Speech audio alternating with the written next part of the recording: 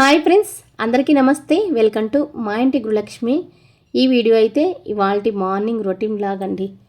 ఇవాళ సండే కాబట్టి ఇంటి దగ్గర ఉన్నానా, అందుకని మార్నింగ్ రొటీన్ బ్లాగ్ అయితే ఇవాళ షేర్ చేద్దాం అనుకున్నాను.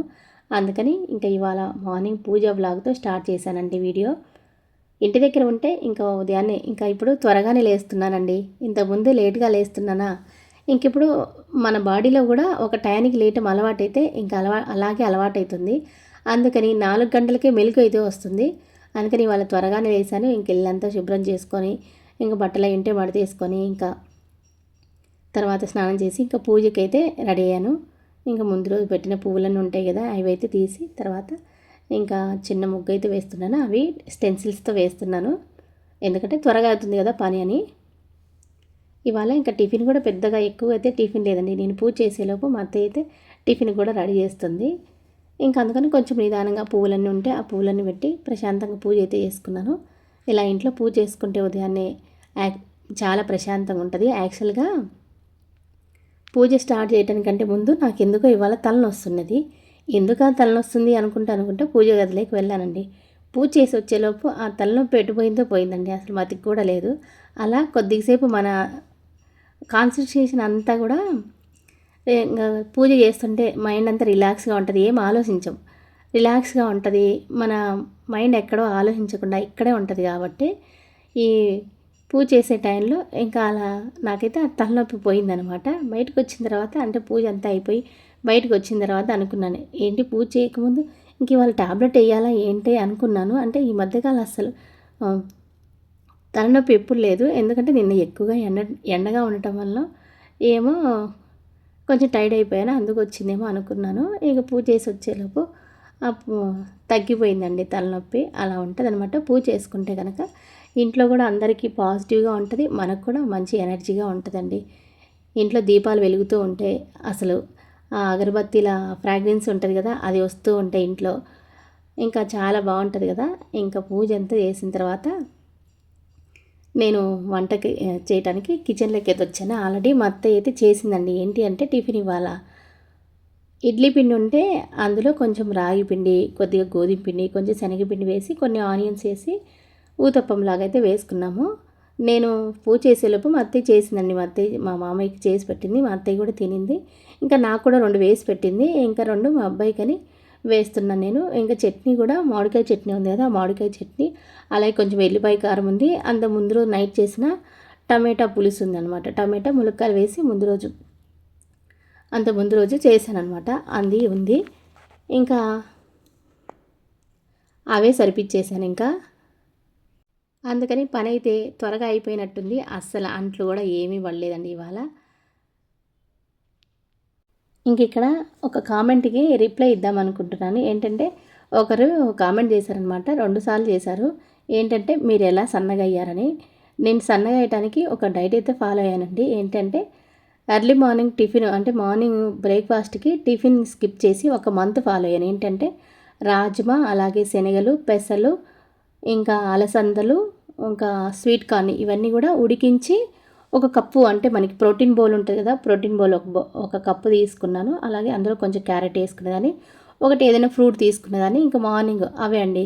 ఇంకా అందులో పుచ్చగింజలు, గుమ్మడి గింజలు, అలాగే డేట్స్ ఇలాంటివి ఏమిటి కొంచెం అయితే తీసుకునేదాన్ని. జీడిపప్పు 2 పలుకులు, అలాగే బాదం అలాంటివన్నీ తీసుకుని అవన్నీ కూడా ఖచ్చితంగా ఒక నెల అయితే పాటించాను. ఆ నెల రోజులలో నేను 4 కేజీలు అయితే తగ్గాను. ఇంకా తర్వాత ఈ మంత్లో కుదరలేదనమాట, ఎందుకంటే ఇప్పుడు హాఫ్ డే స్కూల్లో ఇంక ఇప్పుడు కుదరలేదు, నాకు టైం సెట్ కాలేదు. అందుకని ఇంక ఇప్పుడైతే పాటించడం లేదు.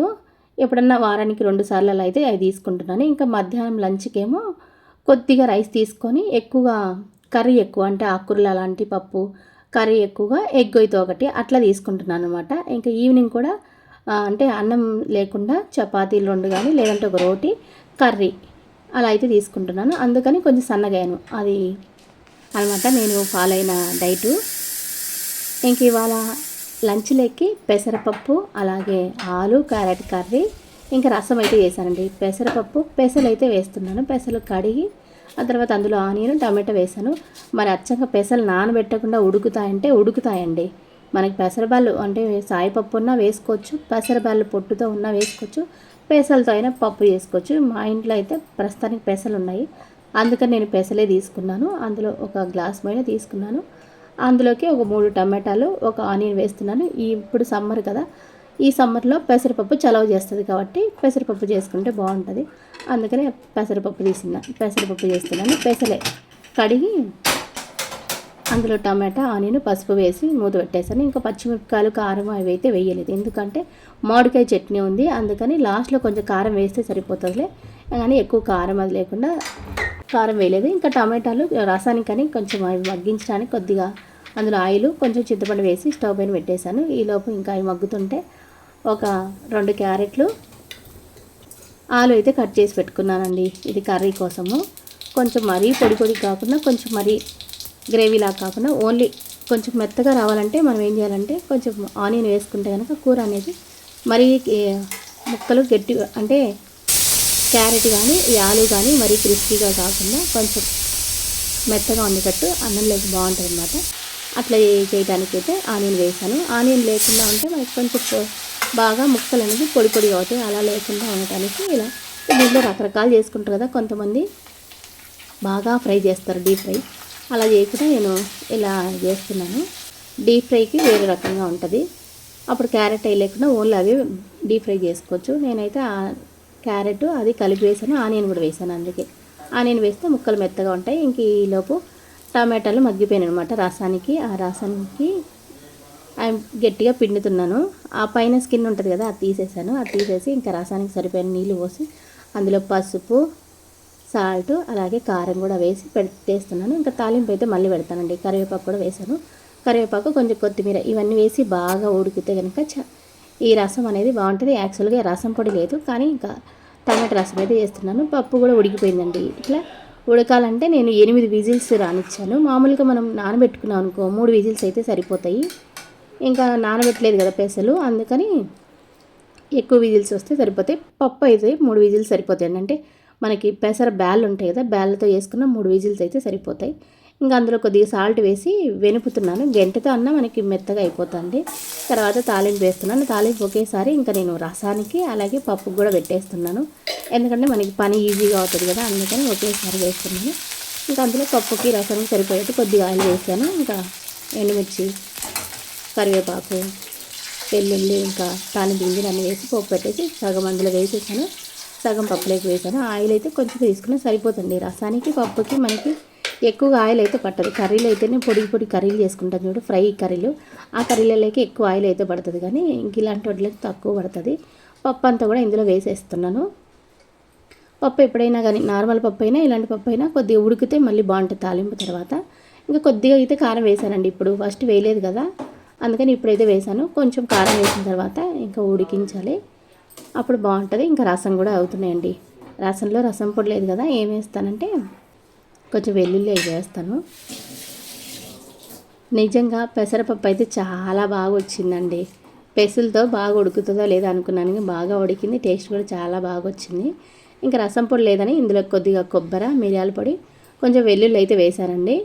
ఇంకా ధనియాల పొడి లేదు, ధనియాల పొడి ఉంటే కొద్దిగా వేసేదాన్ని. రసం పొడి లేనప్పుడు ఇలా ఇవన్నీ వేసుకుంటే కనుక బాగుంటుంది. మా సైడ్ ఏమంటే కొబ్బరి, వెల్లుల్లి ఫ్లేవర్ ఎక్కువ ఇష్టపడతారు, మా ఇంట్లో ఎస్పెషల్లీ. అందుకని ప్రతి దాంట్లో కొబ్బరి అయితే వేస్తాను. ఇంకా ఆలు ఇవి కూడా మగ్గిపోయినాయి. కారం అయితే వేసాను, అది వీడియో ఎక్కడో మిస్ అయింది, స్కిప్ అయింది.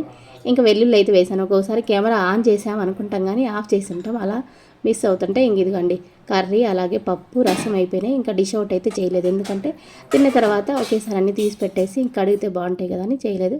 ఇంకా అన్నం టైం అయింది కదా, ఒకేసారి ఇంకా అందరూ తిన్న తర్వాత అన్నీ తీసి కడిగేస్తాను.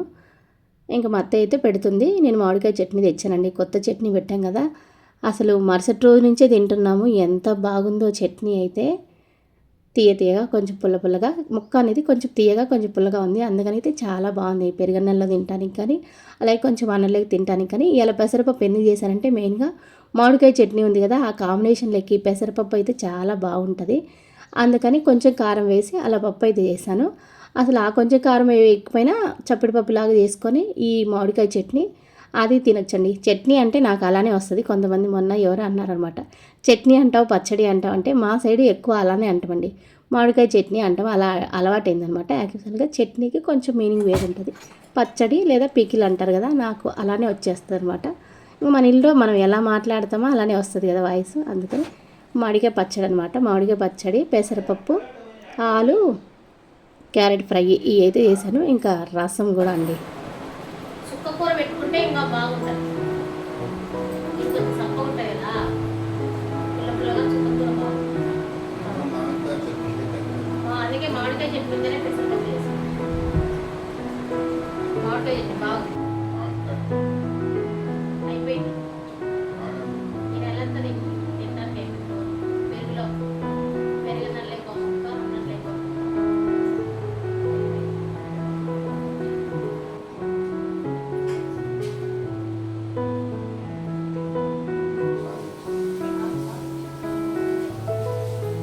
అరే నీకు చిన్నోడు రసము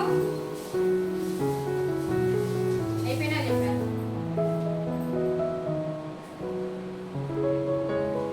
ఏందమ్మా నువ్వు వేసుకోలేదు రసము? ఇంకా ఈ వీడియో కూడా ఇంత అండి. ఉంటాను. బాయ్.